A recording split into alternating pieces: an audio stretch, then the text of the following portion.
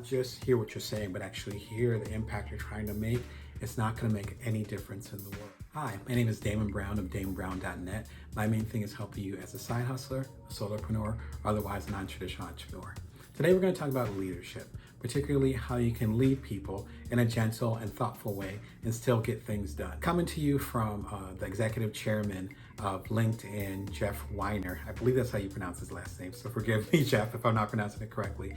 And he actually learned this from a mentor of his named Fred Kaufman. Here's what Kaufman said to him. Wisdom without compassion is ruthlessness, and compassion without wisdom is folly.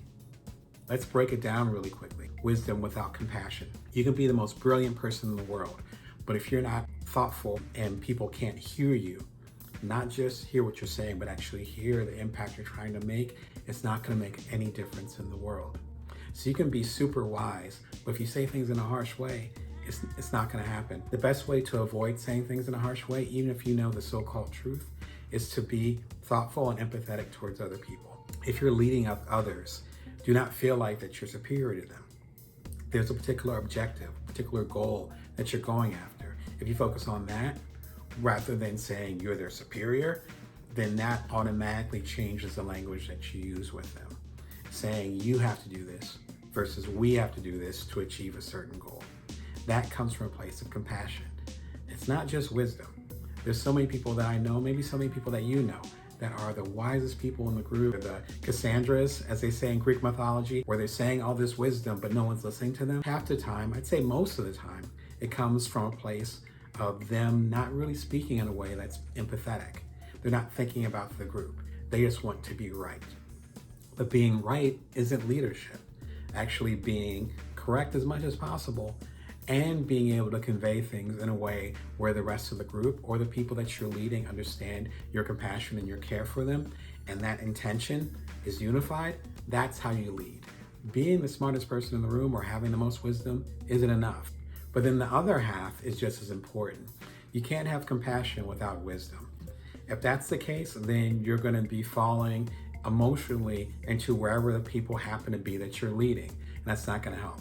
I think about this analogy. If you see someone in a hole, you jumping into the hole ends up being compassion without wisdom, because now you're both stuck. So now you can sympathize and empathize with each other, but then there's still a major goal that you're not going to be able to meet, because not only is the person that you're leading stuck, but now you're stuck. Think about that whole analogy as you process how you want to come and work with people.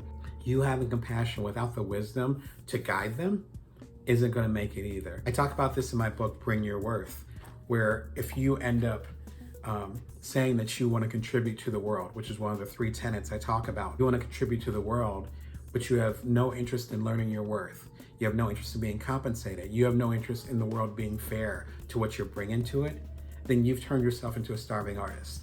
And if you're starving, that means you need to depend on other people, which ends up taking out the nourishment that you're so-called bringing to the world. In other words, you're putting yourself in the hole versus actually you lifting people up. If you balance compassion and wisdom, then you're able to do that. Wisdom without compassion ends up being just a sense of malice. If you end up having a compassion without wisdom, then you're just going to end up floating around with other people who might be lost, and your wisdom isn't going to help them.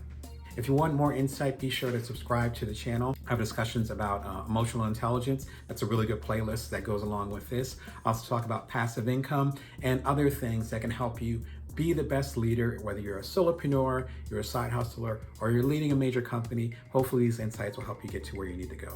Remember, until next time, you can always build from now. You can always bring your worth. Take care.